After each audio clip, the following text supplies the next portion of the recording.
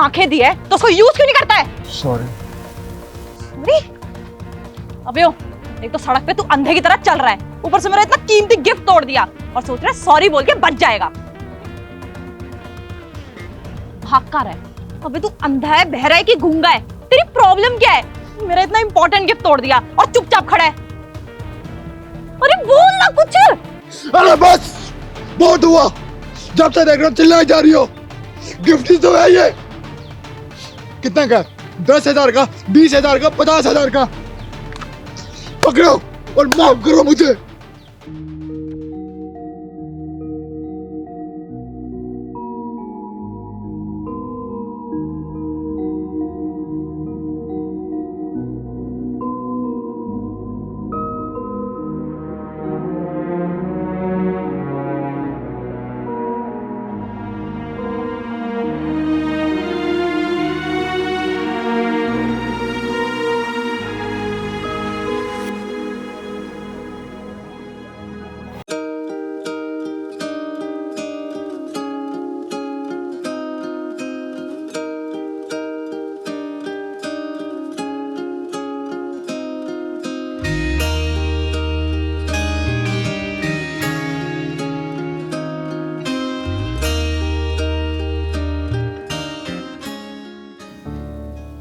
और सुमित मेरे भाई कैसा है?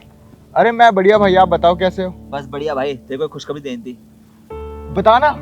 अरे तेरे भाई का वीजा अप्रूव हो गया है, अब मैं पढ़ाई के लिए अगले महीने फॉरेन जा रहा हूँ। यार शेखर, पर मैं तो अकेला पड़ जाऊंगा यार। तेरे अलावा मेरा और कोई दोस्त ही नहीं है। अरे भाई फोन पे बात होती रहेगी और तेरा भाई आएगा यार, टेंशन क्यों ले रहा है? और दिशा है तो तेरी बंदी, किस बात की टेंशन है? अंकल आंटी हैं, सब लोग तो है तेरे पास यार, फालतू की टेंशन लेता है तू। यार लेकिन तेरी कमी तो खलेगी ना भाई। भाई कमी तो तेरी भी खलेगी, बट लाइफ है यार, करना पड़ता है। पढ़ाई लिखाई भी तो जरूरी है।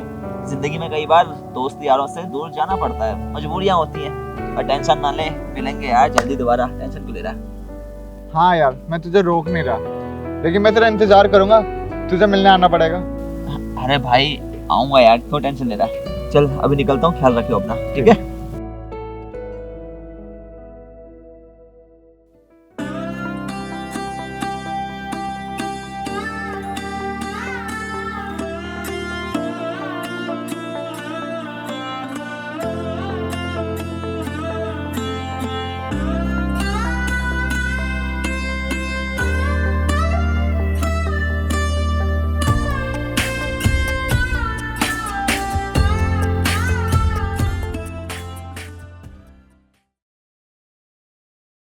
हाँ, मैं वो जगह घूमने के लिए कह रही थी, बहुत अच्छी जगह लग रही है। बेबी वो देखो, तुम्हें याद है मैं तुम्हें एक दिन बता रही थी कि किसी ने मेरे को टक्कर मार के मेरा गिफ्ट तोड़ दिया था और उसके बदले 50,000 रुपए दिए थे।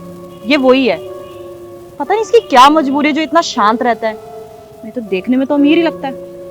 कोई ना कोई मजबूरी होगी बेचारे की, तभी ऐसे शांत रहता है। अरे भाई साहब, इसे देख रहे हो क्या?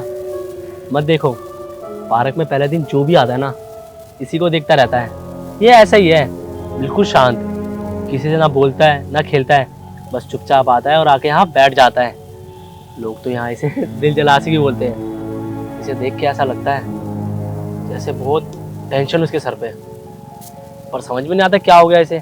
किसी कुछ बताता भी तो नहीं है। आप अपना टाइम वेस्ट मत करो, आप जाओ यहाँ से। आपसे किसी ने सलाह मांगी? नहीं मांगी ना, तो अपनी ये फालतू की सलाह अपने पास रखें आप। अगर आप किसी की हेल्प नहीं कर सकते तो ऐसे किसी का सरेआम मजाक तो नहीं बनाए। अरे आपको पता ही क्या उसके बारे में? फालतू में किसी के बारे में बकवास कर दी, मिल गया चैन, हो गया सब कुछ। बात करते हैं। अरे वाह, भलाई का तो जमाना ही नहीं है। अरे मैं तो आपको समझा रहा था कि उसके पास खड़े रहना है, उससे बात कराना दीवार में सर मारने के बराबर है, पर नहीं, आपको समझना ही नहीं है। इतना ही फालतू टाइम है ना, यहाँ खड़े होकर वेस्ट करो। फिर हमें अच्छे से पता है कि हम अपना टाइम वेस्ट कर रहे हैं नहीं कर रहे हैं। आपसे किसी ने राय मांगी नहीं है, एक बार फिर बता रहा हूँ आपको। जाइए अपना काम कीजिए, चलिए। अपने काम से मतलब रखो, चलो। नहीं कहाँ से आते हैं।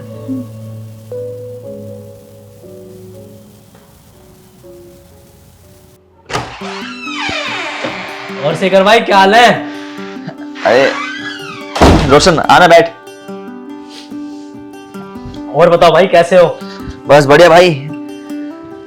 कुछ भी कहो, मुझे ना उम्मीद नहीं थी कि उस दिन की लड़ाई के बाद हमारी दोस्ती इतनी अच्छी हो जाएगी।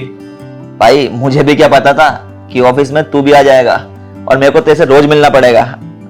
अब मजबूरी समझ ले या कुछ भी समझ ले, दोस्ती बनी गई ऐसे। अरे मजाक मत करो। अच्छा ये बताओ, तुम्हारा वो दोस्त कहाँ गया, वो आशिक? मैंने सुना अब तुम्हारे साथ ही रहता है वो। देखा भाई, तू अभी भी नहीं सुधरा। बेशक हमारी दोस्ती अच्छी हो गई, लेकिन तू उसके नाम से मेरे को बार बार छेड़ता है। भाई शायद तेरे को पता नहीं है कि वो किस किस स्टेज से गुजरा है। खैर तू ये सब कुछ छोड़, मुझे आज तेरे को किससे मिलाना है? भाई किससे मिलाना है? तो मुझे 1 सेकंड दे। हाँ सुमित,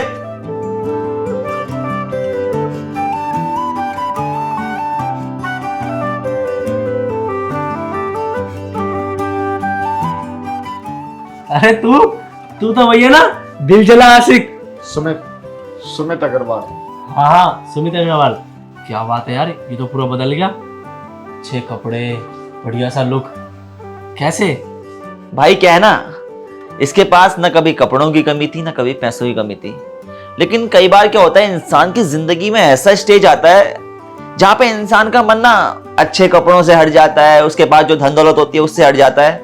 इसके साथ भी कुछ ऐसा ही हुआ था। अच्छा ऐसा बता, पर भाई हुआ क्या था ये तो बताओ। दरअसल सुमित डिप्रेशन का शिकार हो गया था, और ये बात मुझे तब पता चली जब मेरी आपसे पहली मर्तबा बहस हुई थी। सुमित, तुम जानते हो इसे? हाँ जानता हूँ इसे। ये सुमित है, मेरे बचपन का दोस्त।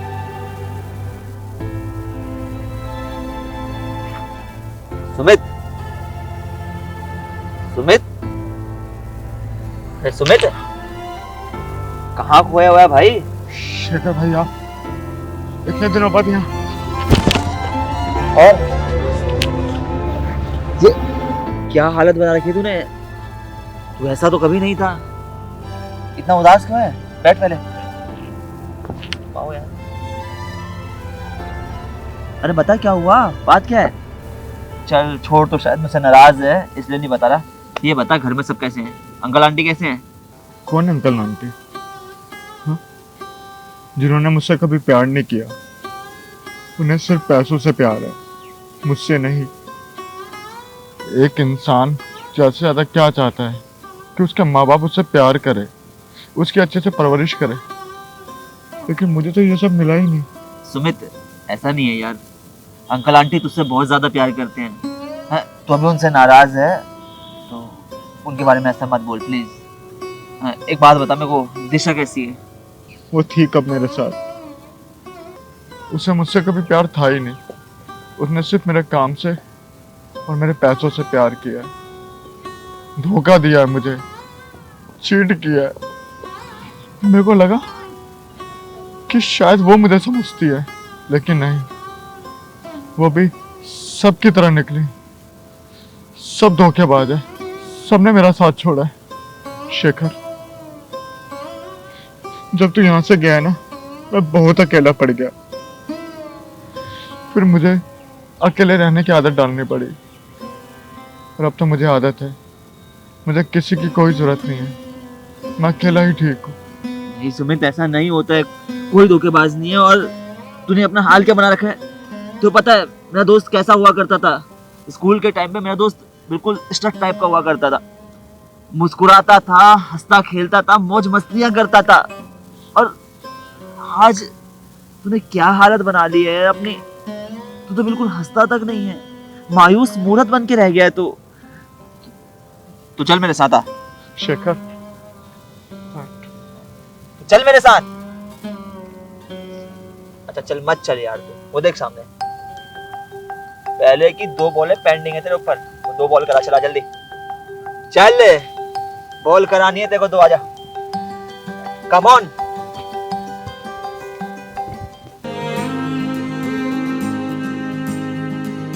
खोए खोए नैनों में है सपने नए, छोटी छोटी मुश्किलों से जम के ये लड़े।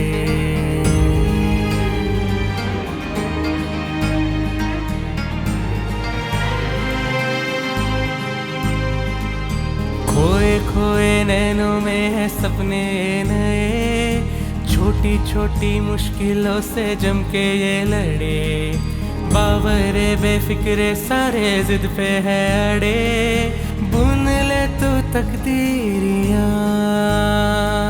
सपनों की कहानी है आशा सी सहेली, ख्वाबों से चूले है तू चल दुनिया। राहों में जो काटे हैं रास्तों पे अड़े, जज्बों से छूले ले तू चल दुनिया। सुन ले राज़ी की बात ये हो।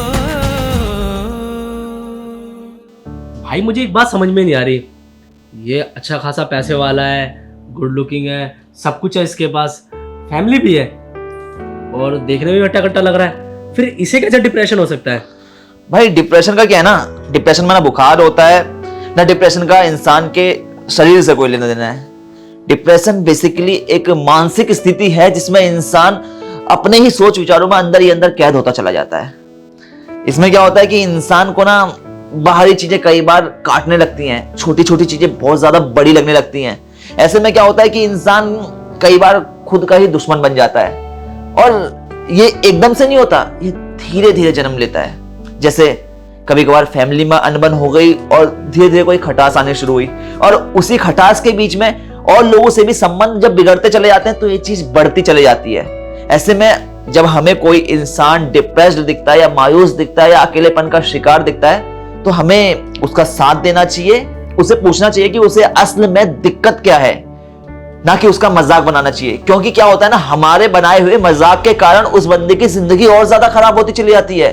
कई बार तो डिप्रेशन इतना ज्यादा खतरनाक होता है कि इंसान जिंदा तो होता है लेकिन वो जिंदा लाश होता है। और वो सब कुछ बताऊं क्यों होता है? क्योंकि उसे किसी चीज का सहारा मिलता ही नहीं है। एक डिप्रेस्ड इंसान को अगर अच्छे दोस्त मिल जाए, अच्छी फैमिली मिल जाए और सहारा मिल जाए ना, तो वो दोबारा जीना शुरू कर देता है। उसके मरे हुए शरीर में जैसे जान सी आ जाती है। ऐसा ही मेरे दोस्त सुमित के केस में भी हुआ।